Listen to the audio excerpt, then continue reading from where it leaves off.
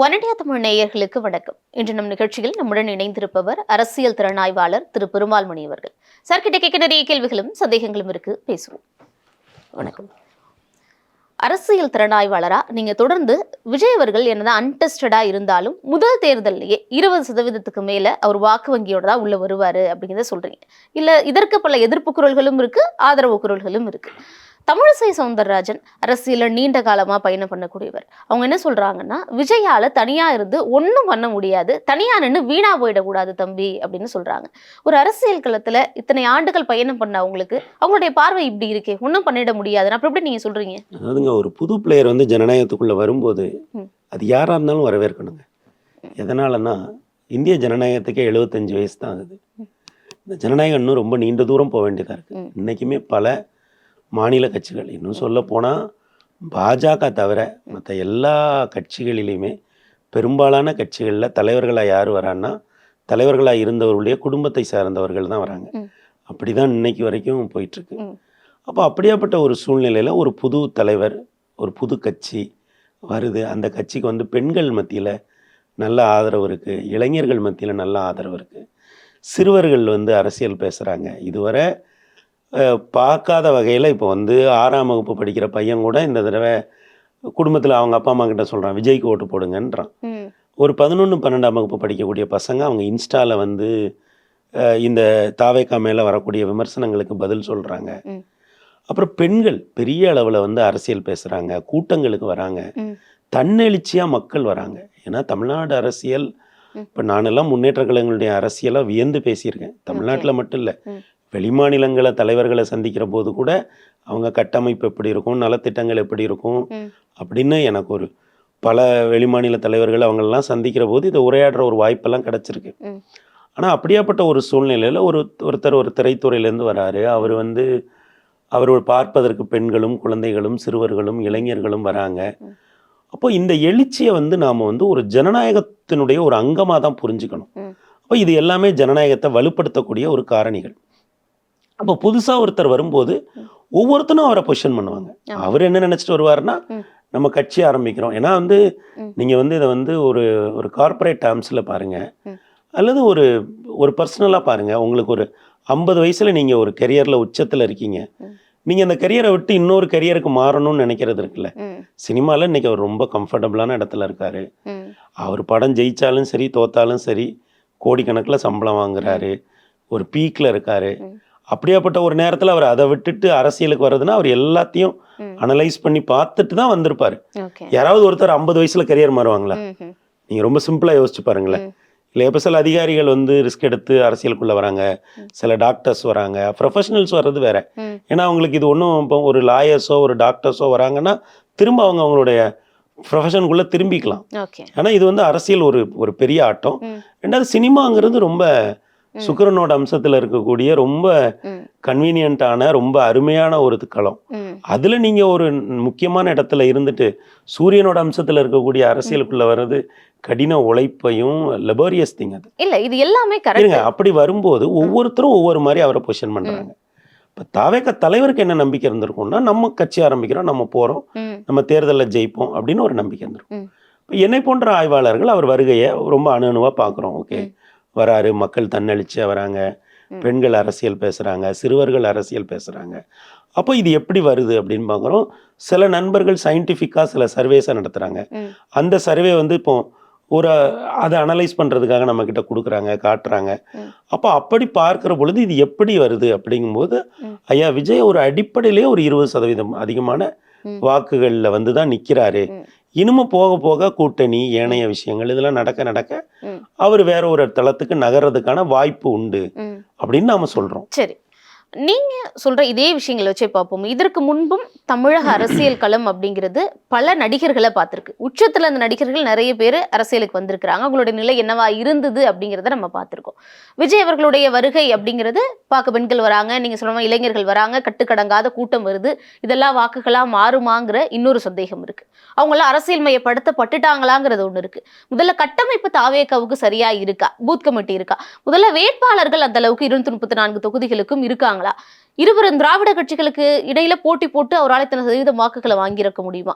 இவ்வளவு அடுக்கடுக்கான கேள்விகள் இருக்குல்ல, இதையெல்லாம் தாண்டி நீங்க சொல்ற 20% வாக்குகள் வாங்குறதே கடினம் அப்படின்னு யோசிக்கிற சூழல்ல தான் முதல்வர் அப்படிங்கிறதே எட்டி முடியும் அப்படிங்கிற அவங்களுடைய நம்பிக்கை, அவங்களுடைய ஆசை, அது நம்ம தப்பு சொல்லல. இதற்கான என்ன பண்றாங்க? அரசியல்ல 2 வருஷம் ஆச்சு கட்சி, இது வரைக்கும் என்ன பண்ணிருக்காங்க இதுக்காகலாம்? அது இப்போ நானும் ஒரு வாக்காளர் தான்.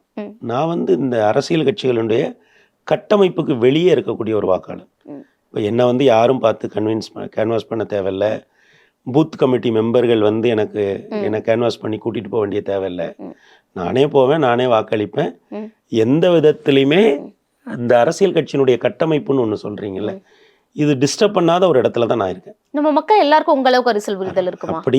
அப்படி என்னை போல தமிழ்நாட்டில் ஒரு 50% பாப்புலேஷன் இப்போ இருக்கிறதா தான் நான் நம்புறேன். 50% இந்த அளவுக்கு நிச்சயமா இருக்கு. ஏன்னா நகர்ப்புறம், இன்னைக்கு தமிழ்நாடு நகர்ப்புறமயம் 50% ஆயிடுச்சு. ஆக அப்படி பார்க்கிற பொழுது இந்த கட்டமைப்பெல்லாம் ஒரு காலகட்டத்தில் தேவையா இருந்தது. அதாவது அன்னைக்கு வந்து நம்ம இணையம் இல்லை, தொலைக்காட்சிகள் இல்லாத ஒரு காலகட்டத்தில் வாக்காளர்களை அறிவூட்டி அவங்கள தேர்தல் களத்துக்கு கூட்டிட்டு வந்து வாக்களிக்க வேண்டிய ஒரு தேவை இருந்தது. அப்போல்லாம் வந்து பார்த்தீங்கன்னா ஆரம்ப காலத்தில் தேர்தலெல்லாம் வந்து பார்த்தீங்கன்னா கருப்பட்டி காஃபி கொடுப்பாங்க, ஓட்டு போட்டு முடித்த பிறகு உப்புமா கொடுப்பாங்க, அப்படிலாம் ஒரு காலகட்டம் இருந்தது. இப்போ வயசான ஒருத்தவங்களை கூட்டிகிட்டு வரணும்னா வாகன உதவி இப்போ செய்வாங்க. அப்படிலாம் வந்து ஒரு தேவை ஒரு நேரத்தில் இருந்தது. அதனால் எனக்கு வந்து இன்னைக்கு நான் வந்து இந்த கட்டமைப்பு இதெல்லாம் பெரிதாக தேவைப்படாத ஒரு இடத்துக்கு ஜனநாயகம் வந்து இன்னைக்கு வந்துருச்சு. அரசியல் ரீதியாக என்ன பண்ணியிருக்காரு விஜய்? ஐயா வந்து அரசியல் இப்போ வந்து பார்த்தீங்கன்னா விஜய் வந்து ஒரு இணைய கால அரசியல் தலைவர். இப்போ வந்து ஒவ்வொரு காலகட்டத்திலையும் தலைவர்களுக்கு ஒரு செல்வாக்கு இருந்தது. இப்போ பிரிண்ட் மீடியா காலத்தில் திராவிட முன்னேற்ற கழகம் எந்திரிச்சு வந்தது. அப்போ வந்து பார்த்தீங்கன்னா திராவிட முன்னேற்ற கழகத்தினுடைய எல்லா பெரும்பாலான தலைவர்கள் வந்து சிறு பத்திரிகை நடத்திட்டு இருந்தாங்க. இப்போ எப்படி யூடியூப்ஸ் இருக்கோ, இப்போ பல சிறு பத்திரிகைகள் ஒவ்வொரு ஊர்லேயும் இருக்கும். அவங்க ஐயா பெரியார், பெருந்தகை அண்ணா இவங்க நடத்துகிற பத்திரிகைகள்லேருந்து அவங்க அந்த கருத்தை எடுத்து அவங்க வந்து சிறு பத்திரிகையெல்லாம் நடத்துவாங்க, லோக்கலில் சர்க்குலேட் பண்ணுவாங்க. கையெழுத்து பத்திரிகைலாம் கூட இருந்தது தெரியுங்களா? அது எல்லாமே ஒரு அரசியல் செயல்பாடு தான். அப்புறம் ஒரு காலகட்டத்தில் எல்லா கட்சிகளும் தொலைக்காட்சி வச்சுருந்தாங்க. சிறிய கட்சியாக இருந்தால் கூட தொலைக்காட்சி வேணும்னு நினச்சாங்க. இது இணைய காலம். இன்னைக்கு வந்து நேற்று பெரியார் ஐயா பெரியாருடைய நினைவு தினம். அவர் வந்து மதியம்தான் வந்து மாலை போட்டார் இல்லையா? வேலுநாச்சியார் அவர்களுக்கும் மதியம் தான் மாலை போட்டிருக்கிறாரு இல்லையா? ஆனால் அடுத்த நிமிஷம் அது தொலைக்காட்சிகளில் செய்தியாக வருது. இன்னைக்கு காலையில் பத்திரிகைகளை எடுத்து பார்த்தோம்னா அது பிரிண்ட்ல இருக்கு. இப்போ ஒரு சில தலைவர்கள் காலையிலேயே போய் சிலைக்கு மாலை போடுறாங்க, அதுவும் அதே பத்திரிகையில செய்தியா இருக்கு. சரிங்களா? என்ன டைம் தான் வித்தியாசம், நேரம். ஆனா போய் சேர்றது எல்லாரையும் போய் சேர்ந்துருது இல்ல. ஆனா ஒரு தலைவர் அப்படி மாடலா இருக்கலாமா? இளைய தலைமுறைக்கு அவரை நம்பி இருக்க தொண்டர்கள் அது கரெக்ட்னு நினைக்கிறீங்களா? காலம் மாறுதுலங்க. நீங்க வந்து நீங்க ஏன் வந்து காலம் மாறினாலும் கொள்கைகளையோ இல்ல ஒரு அரசியலுக்கான ஒரு இது இருக்குல்ல, அதை மாத்திரலாமா? முன்னேற்ற கழகங்கள் பண்றதுதான் யார்ட் ஸ்டிக் கிடையாதுங்க. அதை அளவுகளா வச்சு தாவேக்காவை அளக்காதீங்க. முன்னேற்ற கழகங்கள் அவங்க பண்றாங்க. தேசிய கட்சிகள் முன்னாடி பண்ணதை விட முன்னேற்ற கழகங்கள் வேற ஒரு அரசியலை முன்னெடுத்தாங்க.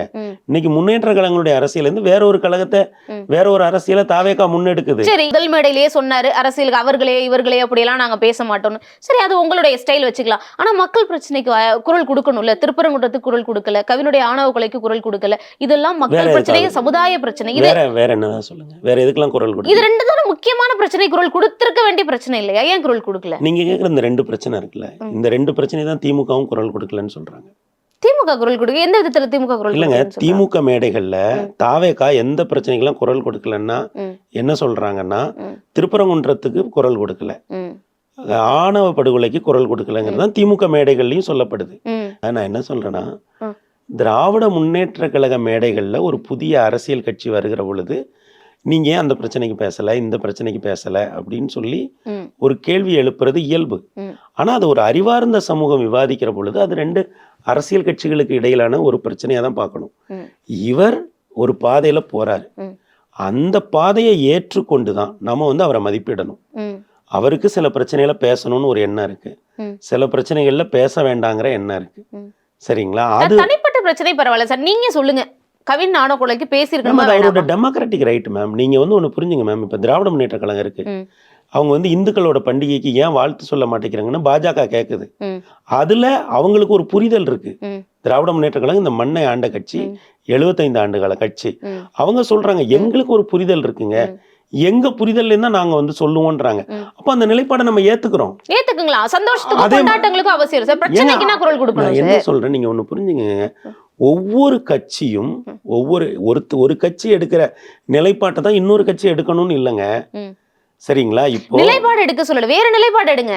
ஏங்க நீங்க ஆனா வாய் திறங்கன்னு தான் சொல்றோம். நான் என்ன சொல்றேன், மறுபடி திராவிட முன்னேற்ற கழகம் தாவேகா மேல வைக்கிற பிரச்சனை இருக்குல்ல, அதை வந்து அறிவார்ந்த சமூகம் விவாதிக்க வேண்டிய தேவையில்லை. அது அவங்க நிலைப்பாடு, அதை நம்ம ஏத்துக்கணும்.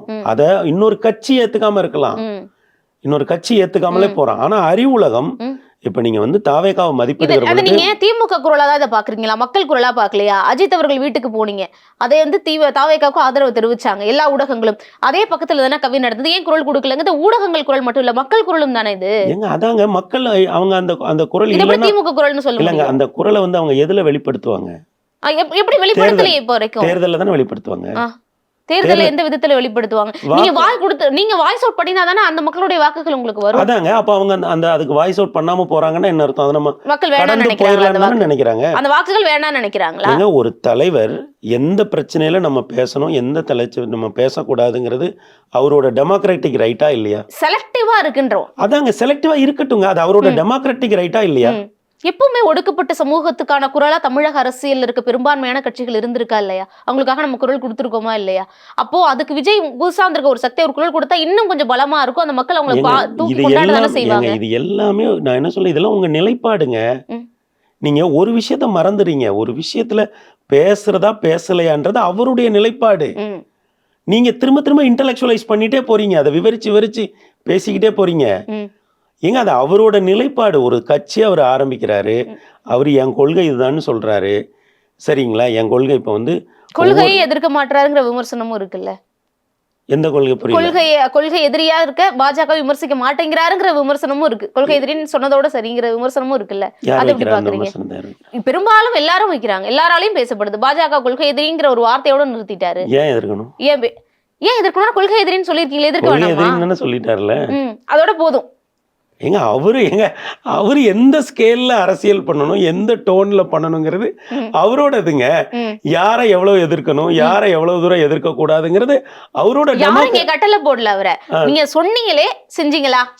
சரி, செய்யல விடுங்க. என்ன அப்ப ஒத்துக்கிறீங்க? சரி, செய்யலன்னு என்ன பிரச்சனை? அத நீங்க ஒத்துக்கிட்டீங்கன்னா சரிதான். அப்போ இல்ல தோழர், நீங்க அப்படி மதிப்பிடக்கூடாது தோழர். அது அவருடைய ஜனநாயக உரிமை தோழர். நீங்க எவ்வளவு தீவிரமா எதிர்க்கணும், எவ்வளவு தீவிரமா எதிர்க்கக்கூடாது, அதெல்லாம் வேற. எங்க அவர் வந்து பாஜகவை ஒரு பாசிச சக்தின்னு சொல்லிட்டாரு. சரிங்களா? இன்னும் கடுமையெல்லாம் விமர்சனம் பண்ணியிருக்காரு. நீங்க திரும்ப நேத்தியா திமுக தீய சக்தின்னு சொல்லிட்டாரு. அதாவதுங்க, 2026 தேர்தலுக்கு தமிழ்நாட்டுல யாரை எதிர்க்கணுமோ அவங்களே எதிர்ப்பாரு. அதான அரசியல். தேர்தல் வந்து 2026 சட்டமன்றத்துக்கு தானே நடக்குது. அதை ஒட்டி தானே அவர் ஸ்ட்ராட்டஜி இருக்கும்.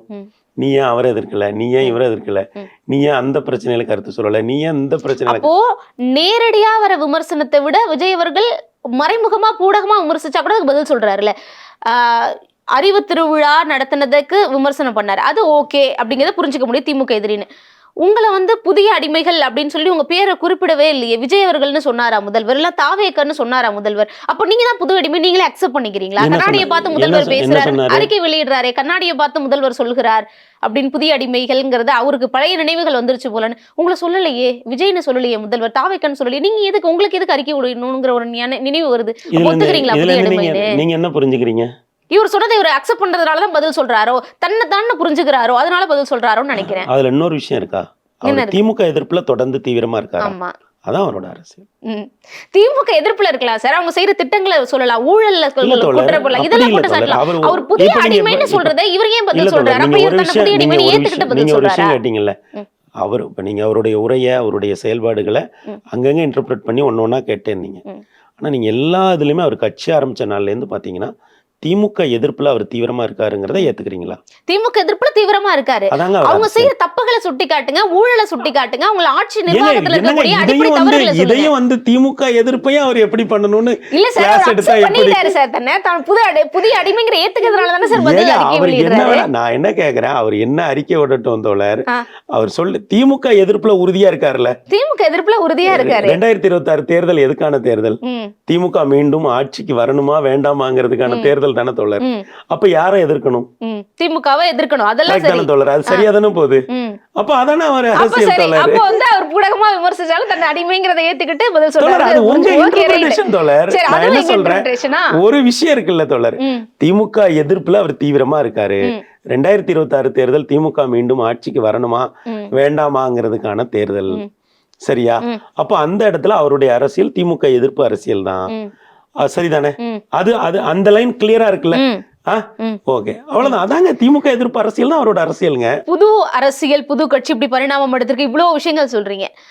நாம் தமிழர் ஒரு தலைமை ஒருங்கிணைப்பாளர் சீமான் சொல்றாரு, நம்ம எச்சில இருந்து பிறந்த கட்சி தான் இப்ப நிறைய இருக்கு, கொடியோட நிறத்தை கூட மாத்தல, அப்படியே நம்ம கொடிய நிறத்துல இருந்து எல்லாமே அப்படியே இருக்கு, பிறப்புக்கும் எல்லாருக்கும் முதல்ல சொன்னதே நம்ம தான் அப்படின்னு விமர்சனத்தை எல்லாம் முன்வைக்கிறார். இது எப்படி பாக்குறீங்க? பிறப்புக்கும் எல்லா உயிருக்கும் அப்படிங்கிறது வந்து ஒரு தமிழ்நாட்டில் ஒரு கோல்டன் வேர்டுங்க. யாதும் ஊரே யாவரும் கேளீர் அப்படிங்கிறத விட ஒரு பவர்ஃபுல்லான ஒரு வார்த்தைன்னா பிறப்புக்கும் எல்லா உயிருக்கும் அப்படிங்கிற ஒரு வார்த்தை. அப்போ அதை வந்து ஒரு கட்சி தன்னுடைய கொள்கையிலேயே வந்து வச்சிருக்காங்க. அப்புறம் ஐயா பெரியார் வந்து ஒரு பெருநெருப்பு. அவர் வந்து எந்த சட்டகத்துக்குள்ளும் மாட்டாத ஒரு பெருநெருப்பு. அவர் எல்லா விஷயம் பற்றியும் பேசியிருக்காரு. தமிழர்கள் இன்னமும் ஒரு 100 ஆண்டுக்கு பிறகு எப்படி இருக்கணும் அப்படின்னு நம்மளெல்லாம் பண்ணவர். இன்னைக்கு இந்த அறையில் நீங்கள் இருக்கீங்க, நான் இருக்கேன், 2 கேமராமேன் இருக்காங்க. நம்ம யாரோட சாதியுமே யாருக்குமே தெரியாது. ஏன்னா நம்ம பெயர்களுக்கு பின்னால் இருந்த சாதியை பின்னொட்ட தூக்கி எறிஞ்ச ஒரு மகத்தான தலைவர். இந்தியாவில் எந்த மாநிலத்திலுமே இது நடக்கலை இல்லையா? அப்போ வந்து அப்படியாப்பட்ட ஒரு மகத்தான தலைவரையே அவர் வந்து கொள்கை தலைவராக வச்சிருக்காரு இல்லையா? இன்னும் சொல்ல போனால் பெரியாரை கொள்கை தலைவராக வச்சுக்கொண்டு ஒரு அரசியல் கட்சி நடத்துறதே கஷ்டம். ஏன்னா அவர் வந்து தேசாபிமானம், பாசாபிமானம் இது எல்லாத்தையும் விட மானிட நேயம் தாண்டா பெருசு அப்படின்னு சொல்லக்கூடியவர். அப்போ அவரை ஏற்றுக்கொண்டு பிறப்புக்கும் எல்லா உயிருக்கும்னு வந்த பிறகு எல்லாரும் விமர்சிக்க தான் செய்வாங்க. அப்போ பலரும் விமர்சிக்கிறாங்கன்னா அவருக்கு ஒரு போல் பொசிஷன் இருக்குன்னு அர்த்தம். கட்சி நிறத்தை கூட உங்களால மாத்த முடியல, எல்லாமே என்கிட்ட இப்போ நீங்க முதல்ல இருந்தே ஒவ்வொருத்தரும் ஒண்ணு சொன்னதை சுட்டி காட்டிட்டே வந்தீங்களா? பாஜக என்ன சொல்லுச்சு, திமுக என்ன சொல்லுச்சு, இப்போ வந்து நாம் தமிழர் என்ன. அப்ப இப்ப எல்லாருமே ஒரு புது சக்தியை விமர்சிக்கிறாங்கன்னா அவர் ஒரு அந்த இடத்துல இருக்காருன்னு தானே தோழர் அர்த்தம் இல்லையா? அந்த இடத்துல இருக்க போய் தானே விமர்சிக்கிறாங்க. காய்த்த மரம் கல்லடிப்படுகிறது இல்லையா? அதற்கு காரணம் தன்னெழுச்சியாக வரக்கூடிய பெண்கள் கூட்டம், தன்னெழுச்சியாக வரக்கூடிய சிறுவர்கள் கூட்டம். இதை வந்து எல்லாரும் கவனிக்கிறாங்க. அந்த இடத்துல இருந்தா இந்த விமர்சனங்கள் ஏறுது. இந்த விமர்சனங்களை வந்து அவங்க ஏற்றுக்கொண்டு கடந்து பதில் சொல்ல வேண்டியவற்றுக்கு பதில் சொல்லி கடந்து போக வேண்டியவற்றை கடந்து தான் போவாங்க. அது சில விமர்சனங்களை கடந்து போகலாம். தொல் திருமாவளவன் அவர்கள் வைக்கக்கூடிய விமர்சனம்ங்கிறது அவங்களுடைய கொள்கைக்கு எதிரான ஒரு விமர்சனத்தை வைக்கிறார். RSS பெத்த பிள்ளை, உங்களுடைய அஜெண்டாவே வந்து அதுதான், அவங்க சொல்லிதான் நீங்க எல்லாம் செய்யறீங்க அப்படிங்கிறது வந்து அவங்களுடைய கொள்கைக்கு எதிரானதா இருக்கல. உங்க கொள்கை எதிராளின்னு நீங்க சொல்றவர் அவரோட பிள்ளைதான் நீங்கன்னு சொல்றப்போ அதுக்காக வாய் திறக்கணுமா இல்லையா விஜய்? இல்லைங்க, அது ஒரு பார்வை. நான் தான் சொல்றேன், அவருக்கு அவர் இன்றைக்கு பலரும் விமர்சிக்கிற இடத்துல இருக்காரு. பெரும்பாலான கட்சிகள் விமர்சிக்கிற ஒரு இடத்துல நீங்க சமீபத்தில் ஏதாவது ஒரு கட்சியை பார்த்தீங்களா? பார்த்துருக்கீங்களா?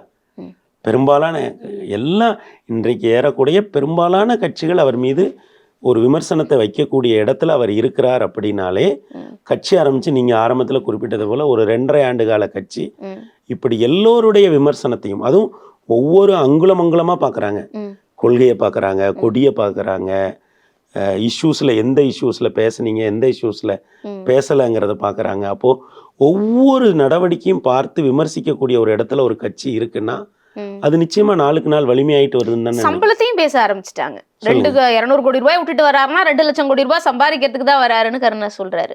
யார் சொல்றா? கருணாஸ் சொல்றாரு. அப்ப அந்த அளவுக்கு இங்க சூழல் பால்பட்டு இருக்கா அரசியல்? ஏன்னா நிர்வாகம்ங்கிறது வந்து அப்ப அது ஒரு பெரிய விஷயம் இல்லையா? அரசியல்ல வந்து இப்ப நீங்க வந்து ஒரு பெரிய தொகையை சம்பாதிக்க முடியும் அப்படின்ற ஒரு சூழல் இருந்தா நாம என்ன எதை பேசணும் பிரதானமா? அப்படி இப்போ 5 வருடங்கள்ல நீங்க 2.5 லட்சம் கோடி சம்பாதிச்சிட முடியும்னு ஒரு சூழல் இருக்குன்னு வைங்க. இப்போ ஒரு நாள்தோறும் ஒரு 8ல இருந்து 10 மணி நேரம் வேலை பார்க்கக்கூடியவர்கள் என்ன சம்பாதிக்கிறாங்க? ஒரு 5 வருடங்கள்ல சென்னையில ஊடகத்துல ஒரு நல்ல பொசிஷன்ல இருக்கவங்களை எவ்வளவு சம்பாதிச்சிட முடியும்? மருத்துவர்கள் என்ன சம்பாதிக்க முடியும்? ப்ரொஃபஸர்ஸ் என்ன சம்பாதிக்க முடியும்? வழக்கறிஞர்கள் என்ன சம்பாதிக்க முடியும்? அப்போ 5 வருடத்துல 2 லட்சம் கோடியை சம்பாதிக்கக்கூடிய நிலைமையில ஒரு சிஸ்டம் இருக்கு, ஒரு பொலிட்டிக்கல் சிஸ்டம் இருக்குன்னா எல்லாரும் அதை தானே முதல்ல பேசணும். அப்படி ஒரு சிஸ்டம் இருக்கிறது தவறு அப்படின்னு தானே பேசணும். அப்போ ஒவ்வொரு குரலா வெளியில வர வர நமக்கு ஒரு புது டைமென்ஷன் கிடைச்சிக்கிட்டே இருக்கு. அப்ப இதெல்லாம் யாரால இன்னைக்கு வெளியில வருது? இவ்வளவு நாட்கள் பேசப்படாத விஷயங்கள் எல்லாம் யாரால வருது? ஓகே. தாவேகான்ற ஒரு புதிய கட்சி வந்ததுனால தானே வருது. அப்போ அதனுடைய வருகை வந்து தமிழக ஜனநாயகத்தை வலுப்படுத்துறதா தானே இருக்கு. ஜனநாயகத்தை வலுப்படுத்துறதுன்னு சொல்றீங்க. இவ்வளவு குரல்கள், எதிர்ப்பு குரல்கள் வருது. அது காய்த்த மரமா இருக்கிறதுனாலதான் கல்லடிப்படுது. அதனாலதான் எல்லாருடைய எதிர்ப்புகளையும் சம்பாதிக்குது. பலர் பெரும்பாலானவர்கள். இப்ப வரைக்கும் 4 முனை போட்டி அப்படிங்கிறது உறுதியாகி இருக்கு. சீமான் அவர்களை பெரும்பாலும் கணக்கில் எடுக்காம மும்முனை போட்டி அப்படின்னு சொல்றாங்க. இந்த 3 முனை போட்டியில விஜய் அவர்கள் எந்த இடத்தை 26ல பிடிப்பாருன்னு உங்களுடைய கணக்கு இருக்கு?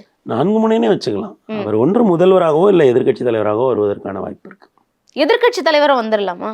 முதல்வராகவோ எதிர்க்கட்சி தலைவராகவோ வருவதற்கான வாய்ப்பு இருக்கு. ஓகே. 2026 தேர்தலை பொறுத்தளவுல அவருக்கு வந்து ஒரு மொமெண்டம் இருக்கு.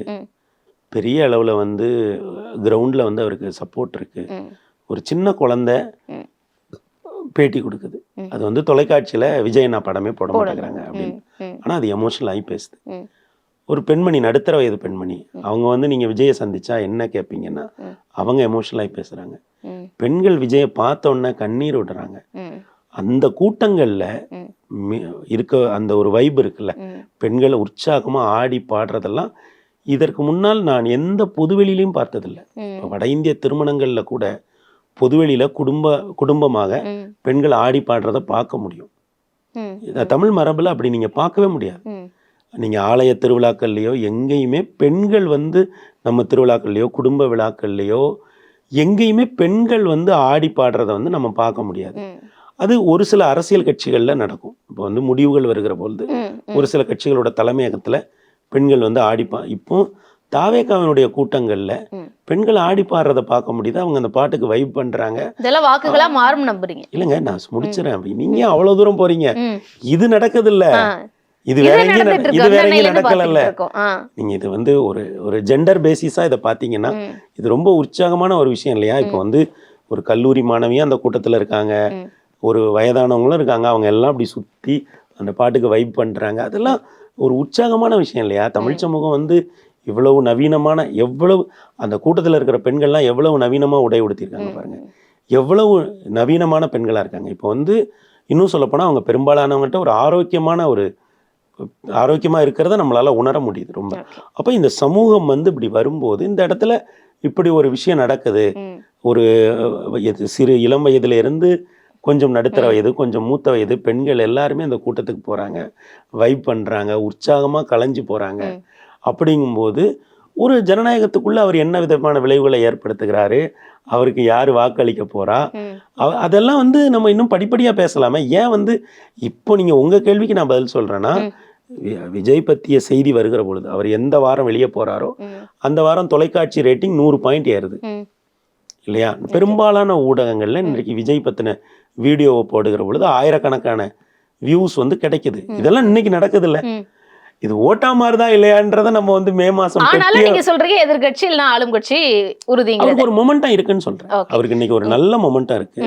அந்த மொமெண்டத்தை இன்னமும் அவர் மெயின்டைன் பண்ணுவார் தான் நினைக்கிறேன். ஏன்னா அவர் ரொம்ப கையை நல்லா இறுக்கி பிடிச்சு நிதானமாக தான் வராரு, கான்ஃபிடென்ட்டாக வராரு. அவருடைய செயல்பாடுகளில் இருக்கிற அந்த பதட்டமின்மை வந்து கவனிக்கப்பட வேண்டிய ஒன்று. ஆக நிச்சயமா வந்து ஒரு புது சக்தி ஜனநாயகத்துக்குள்ள வருது. அப்படிங்கும்போது எல்லாம் சேர்ந்து வைப் பண்றாங்க. தமிழகம் இதுவரை வந்து இப்படி கூட்டமா வந்து போய் பார்த்ததில்லை. இப்போ நாளைக்கு கூட்டம் நடக்கிற இடத்த இன்னைக்கு போய் பார்வையிடுறாங்க. சின்ன பிள்ளைங்க அந்த கூட்டத்துக்கு போகணும்னு. இப்போ பல ஊர்களில் அரசியல் கூட்டம் நடந்தாலோ பெரிய தலைவர்கள் வந்தாலோ அந்த ஊர்ல இருக்க பலருக்கும் அது தெரியாம போயிடும் இல்லையா? ஆனா இங்க வந்து பாருங்க, பசங்க வரைக்கும் தெரியுது. வீட்டுல வந்து கேக்குறாங்க, கூட்டத்துக்கு விதிமுறையால கூட்டிட்டு வர முடியல, QR கோடு கொடுத்து தான் உள்ள அனுப்ப முடியுது. இதெல்லாம் வந்து இதுவரைக்கும் இப்ப சமீபத்திய ஜனநாயகத்துல நம்ம பார்க்காத விஷயங்கள் இல்லையா? இது எல்லாமே இன்னைக்கு இருக்கு. இது ஓட்டா மாறுமா மாறாதா அப்படிங்கறத வந்து 26ல பெட்டி உடைச்சு எண்ணிரலாம்ல. அத வந்து தெளிவா தெரியும். இது தெளிவா தெரியுதுல்ல, இத ஒத்துக்கிறீங்கல்ல? இது தெரியுது. அத வைப் எல்லாம் வாக்குகளாக மாறுகுதா, உங்க கணிப்பு பலிக்குதா அப்படிங்கறத தான் நம்ம புரிந்து பார்க்கணும். நீங்க ஒரு ஊடகவியலாளர், நம்ம ஒரு இன்டெலெக்சுவல் ஃபோரம். இந்த இன்டெலெக்சுவல் ஃபோரம் இன்னைக்கு என்ன இருக்கோ நம்ம அதை பேசுறோம். வாக்குகளா மாறுமா மாறாதாங்கிறது அரசியல் கட்சிகளோட பிரச்சனை. அது பாப்போம், அவங்க பார்த்துட்டு போட்டு கணிப்புகளும் உங்களுக்கு பலிக்குதான்னு பார்ப்போம். நேரம் ஒதுக்கி கேள்விகளுக்கு பதில் தந்தமைக்கு நன்றி sir. Subscribe to One India and never miss an update.